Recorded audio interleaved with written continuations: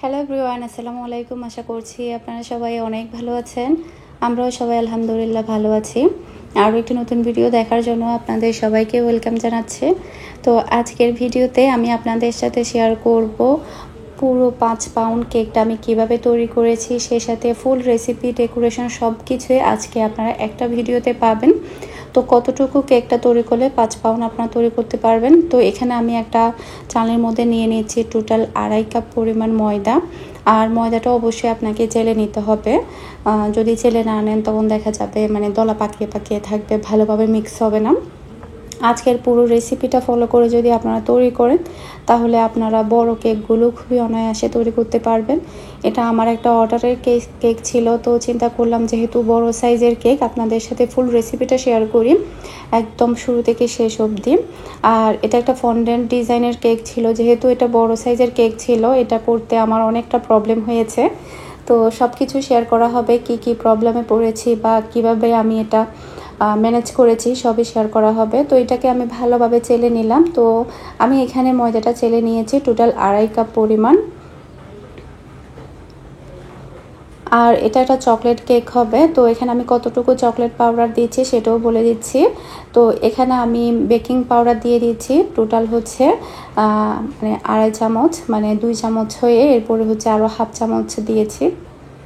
তারপর আমি ওটাকেও চেলে নেব। এরপরে হচ্ছে আমি দিব কোকো পাউডার। আর আমি এখানে কোকো পাউডার ইউজ করছি 1/4 কাপ করে 2 বার। এরপরে হচ্ছে 1/4 কাপের হাফ কাপ, এতটুকু আমি কোকো পাউডার এখানে ইউজ করেছি। এই যে এখানে আমি দিয়ে দিচ্ছি ফার্স্টে 1/4 কাপ, এরপরে দিচ্ছি 1/4 কাপ, এরপরে দিব হচ্ছে হাফ কাপ। এই যে এভাবে আপনারা যদি মেপে দেন তাহলে হয়ে যাবে।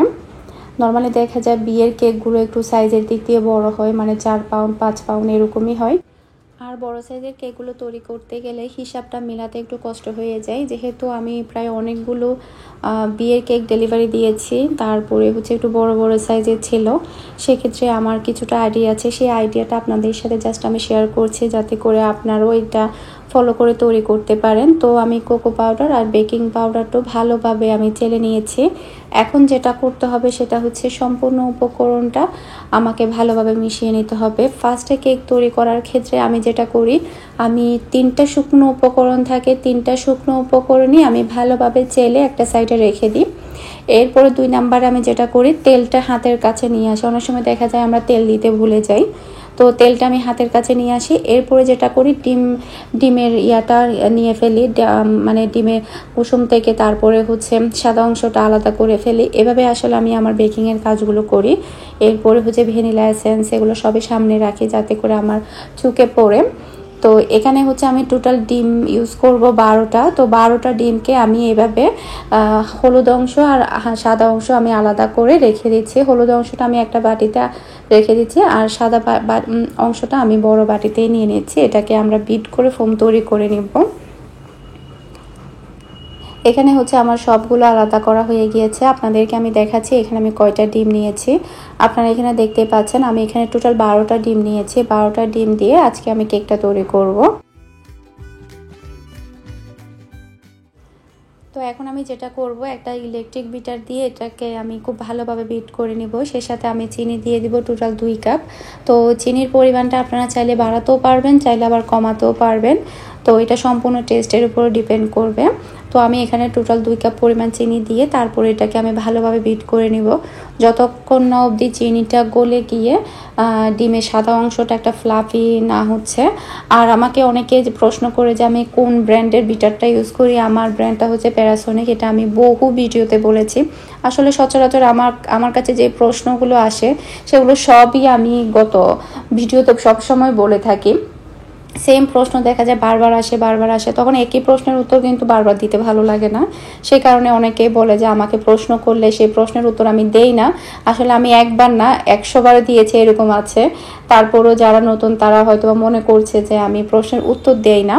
তো এটাকে বিট করার পরে যখন একদম ফ্লাফি হয়ে গিয়েছে, তারপরে হচ্ছে আমি ডিমের হলুদ অংশটা একটা একটা করে মিশিয়ে তারপরে হচ্ছে আবারও এটাকে বিট করে নিচ্ছি। এখন কিন্তু খুব একটা বেশি বিট করতে হবে না, জাস্ট হচ্ছে 30 থেকে 40 সেকেন্ডের মতো এটাকে বিট করে নিলেই হয়ে যাবে। তো এটাকে বিট করার পরে তারপরে হচ্ছে আমি এখানে তেল ইউজ করব। যেহেতু এটা পরিমাণে একটু বেশি, সম্পূর্ণভাবে মেশাতে একটু টাইম লাগবে, প্রায় 1 মিনিটের মতো এটা মেশাতে হবে। যখন পরিমাণে কম হবে তারপরে 30 থেকে 40 সেকেন্ডের মতো মেশালে হয়ে যাবে, মানে বিট করলে হয়ে যাবে। তো এখন হচ্ছে আমি এখানে তেল ইউজ করব। তেল আমি দিব টোটাল হচ্ছে 1 কাপ, এরপরে দিব হচ্ছে 1/4 কাপ। তো হাফ কাপ করে আমি 2বার তেল দিয়েছি, এরপরে হচ্ছে হাফ কাপের অর্ধেকটা পরিমাণ তেল দিয়েছি, মানে হচ্ছে 1 কাপ হয়ে তারপরে হচ্ছে আরও 1/4 কাপের মতো আমি এখানে তেল ইউজ করছি।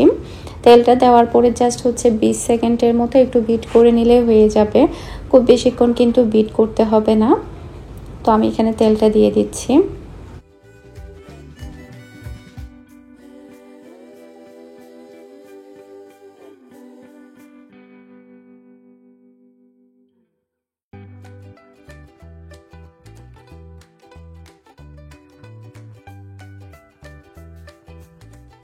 সম্পূর্ণভাবে বিট করার পরে তারপর আমি এখানে 2 চা চামচের মতো ভ্যানিলা এসেন্স দিয়ে দিচ্ছি। যেহেতু এটা চকলেট কেক, আপনারা চাইলে এখানে চকলেট এসেন্সও ইউজ করতে পারবেন, কোনো সমস্যা নেই।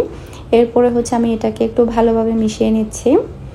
এখন আমি যেটা করব, যে শুকনো উপকরণটা আমি ফার্স্টে চেলে রেখেছিলাম, ওখান থেকে অল্প অল্প শুকনো উপকরণ দিয়ে আমি এটাকে ভালোভাবে মিশিয়ে নেব। খুবই আলতোভাবে মেশাতে হবে। যদি খুব বেশি জোরে জোরে এখান থেকে এখানেও এভাবে ওভাবে যদি মেশানো হয়, তখন দেখা যায় কি আমরা যেটা ফোম করেছি এতক্ষণ টাইম নিয়ে, সে ফোমটা কিন্তু বসে যাবে।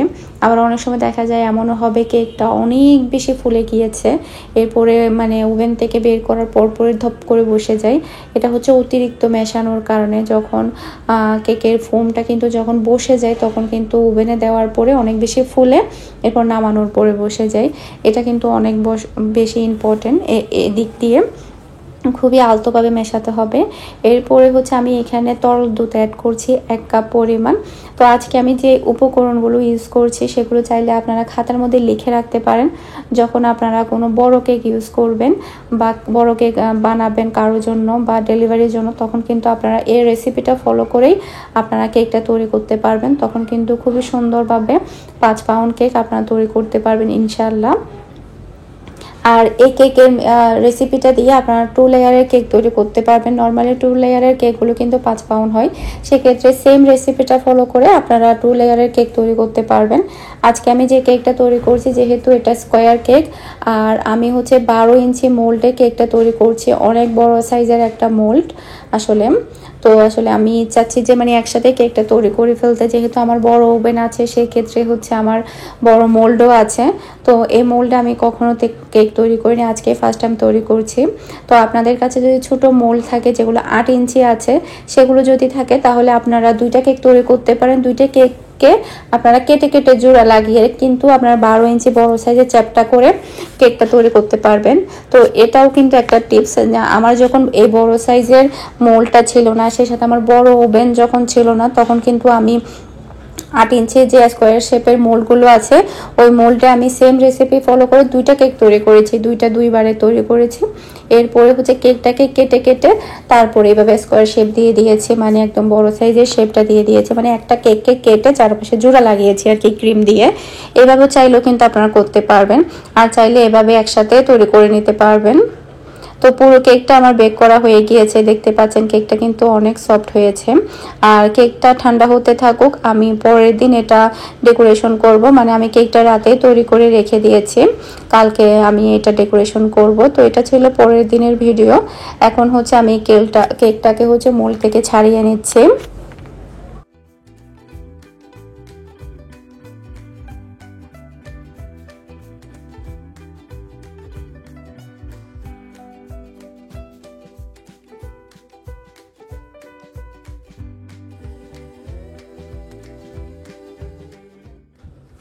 বড় সাইজের কেকগুলো হ্যান্ডেল করা একটু কষ্টদায়ক, মানে ভেঙে যাওয়ার সম্ভাবনা অনেক বেশি থাকে।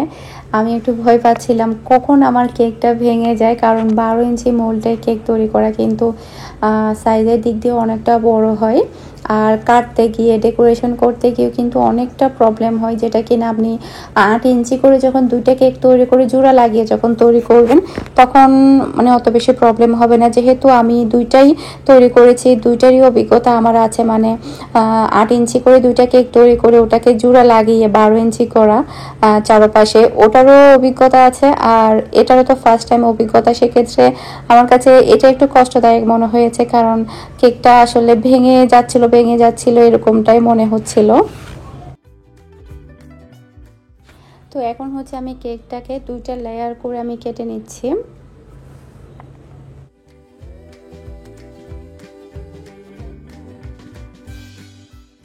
তো কেকটাকে হচ্ছে আমি 2টা লেয়ার করে কেটে নেওয়ার পরে তারপরে হচ্ছে 14 ইঞ্চি একটা বোর্ড নিয়েছি, মানে বড় সাইজের একটা বোর্ড, যেহেতু কেকটা 12 ইঞ্চি। তো একটা লেয়ার আমি খুবই সাবধানে বসিয়ে দিচ্ছি, আর দেখতেই পাচ্ছেন মানে ছিঁড়ে গিয়েছে। এরকমই হয় যখন বড় সাইজের কেকটা একত্রে তৈরি করা হয়, হ্যান্ডেল করতে একটু কষ্ট হয়ে যায়। আমারও একটু হ্যান্ডেল করতে কষ্ট হয়ে গিয়েছে, মানে কেকটা এখান থেকে বুটে তুলতে আমার কেকটা ফেটে গিয়েছে। তো যাই হোক, যেহেতু ক্রিম লাগানো হবে ওটা আবার জোড়া লেগে যাবে, আটার মতো সমস্যা হবে না ওটা আবার। তো এখন হচ্ছে আমি সুগার সিরাপটা দিয়ে দিচ্ছি।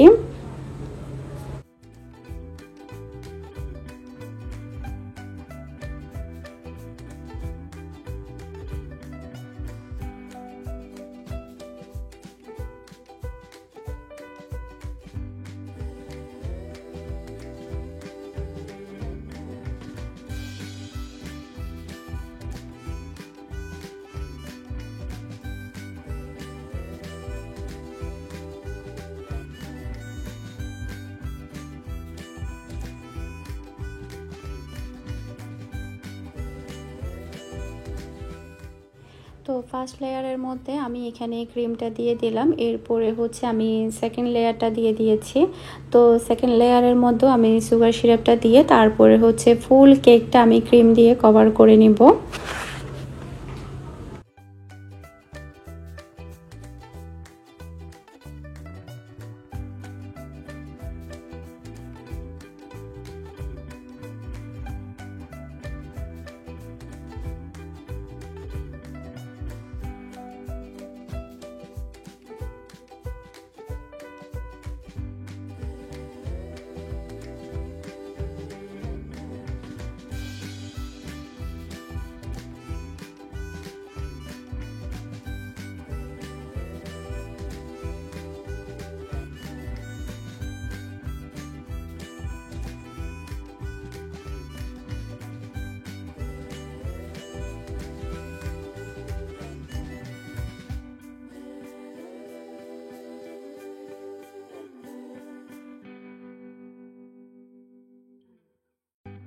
পুরো কেকটাকে আমি কভার করে ফ্রিজে রেখে দিয়েছি ঠান্ডা হওয়ার জন্য। এরপরে হচ্ছে আমি ফন্ডেন্টের কাজটা করছি, মানে শাড়িটা তৈরি করছি। তো কেকের ডিজাইনটা ছিল শাড়িটা একটু কুচি কুচি, তো আপু আমাকে বলেছিল ডিজাইন অনুসারে করার জন্য, মানে কুচি কুচি ভাঁজ দিয়ে দিয়ে করার জন্য। তো আমি একদম বড় সাইজের করে মানে ফন্ডেন্টটা বেলে তারপরে ভাঁজটা দেওয়ার জন্য ট্রাই করছি। এটা কিন্তু অনেক বেশি কষ্টদায়ক, আর ফন্ডেন্টের কাজগুলো আসলে কতটা কষ্টের যারা করে তারা বুঝতে পারবে। অনেক বেশি সময় লাগে, সে সাথে অনেক কষ্টকর। তো আসলে কোনো মতে আমি ভাঁজটা দিতে পারছিলাম না, মানে বরাবর। তো আমি ট্রাই করলাম যে মানে কেকের উপরে দিয়ে তারপর আমি ভাঁজটা দিয়ে দেখি। এরপরে আমি পুরো ফন্ডেন্টটা কেকের উপরে দিলাম। ওখানে দেওয়ার পরও দেখছি যে না, আমার কোনো মতেই মানে সুন্দর আসছে না, মানে কোনো মতেই হচ্ছে না। ভাঁজটা টোটালি আমি দিতেই পারছিলাম না, অনেক কষ্ট হচ্ছিল, মনে হচ্ছিল যে কেকটা নষ্টই হয়ে যাবে। ওই যে এদিকে আমার হাতটা লেগে গেল, মানে এতটাই রিস্কি ছিল মানে কেকের কাজটা কমপ্লিট করা। মানে এই যে দেখতে পাচ্ছি আমি ট্রাই করছিলাম মানে ভাঁজটা দেওয়ার জন্য, মানে কুচিটা দেওয়ার জন্য আর কি। তো পরে আমি পারছিলাম না, যার কারণে আমি কি করেছি ফন্ডেন্টটা আবার কেক থেকে নিয়ে ফেলেছি। তো নিয়ে আমি আবার যেটা করেছি সেটা হচ্ছে এর আগে যে শাড়ি কেকটা আমি তো করেছিলাম আরও আগে, টোটাল হচ্ছে শাড়ি কেক আমি আমার ফুফাতো বোনের জন্য একবার করেছিলাম। ওটা তো জাস্ট হচ্ছে সাইডের দিক দিয়ে মানে একটা সাইডে ভাঁজ করা ছিল, ওটা আমি মোটামুটি পেরেছিলাম। তবে এটা যেহেতু একটু বড় সাইজের বড় কেক ছিল, সে কারণে আসলে কোনো মতেই পারছিলাম না। আমি ফন্ডেন্টটা আবার নিয়ে আবার যেটা করেছি কেটে কেটে শাড়ির ভাঁজটা দেওয়া ট্রাই করেছি। কেটে কেটে দেওয়াতে খুবই সুন্দর লাগছিল আসলে প্রথমে চেয়ে। তো আমি দুইটা সাইডে শাড়ির ভাঁজটা দিয়ে দিয়েছি কেটে কেটে। আর এভাবে কেটে কেটে ভাঁজটা কিন্তু আমি এর আগেও কয়েকবার করেছি। এরপরে হচ্ছে মাঝখান দিয়ে আমি ন্যাচারাল ফ্লাওয়ার দিচ্ছি।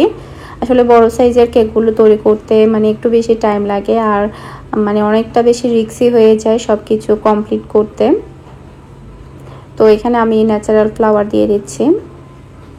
এরপরে হচ্ছে পাতা আছে, পাতাটা দিয়ে দিব। আর চারপাশে হচ্ছে আমি একদম মানে ন্যাচারাল দেব, লেসগুলো দিব।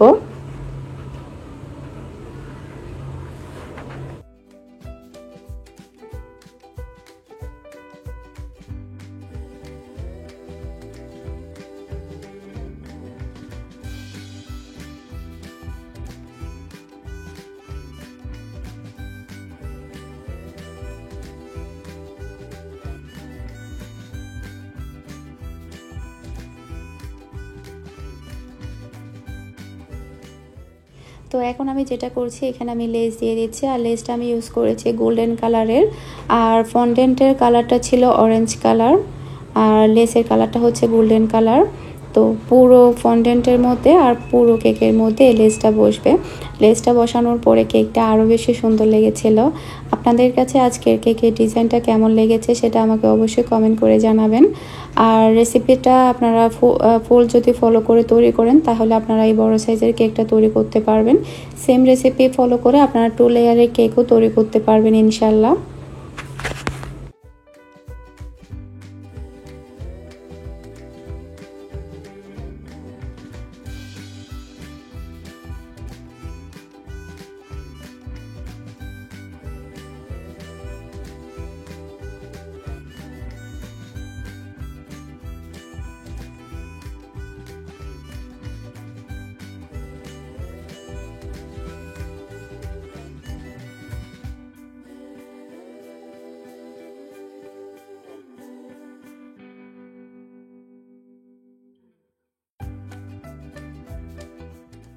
ফাইনালি আমি পুরো কেকটা কমপ্লিট করতে পেরেছি। তো আমি এখানে যে হোয়াইট অংশ ছিল সেখানে আমি সুইট বলও দিয়েছি, যাতে করে দেখতে আরও একটু গর্জিয়াস দেখায়, যাতে খালি অংশটা দেখতে মানে একটু হালকা, যাতে একটু গোল্ডেন গোল্ডেন শাইনিং দেখায়, তখন কেকটা আরও বেশি ভালো লাগছিল। তো কেকের ডিজাইনটা কেমন হয়েছে সেটা অবশ্যই জানাবেন। আর একটু বেশি কষ্ট হয়েছে যেহেতু ফন্ডেন্টের কাজ আসলে আমি সবসময় বলে থাকি আমার জন্য একটু কষ্টদায়ক। শুধু আমার জন্য না, যারা বেকিংয়ের কাজ করে সবাই একই কথাই বলবে। আজকের মতো বিদায় নিচ্ছি। আসসালামু আলাইকুম।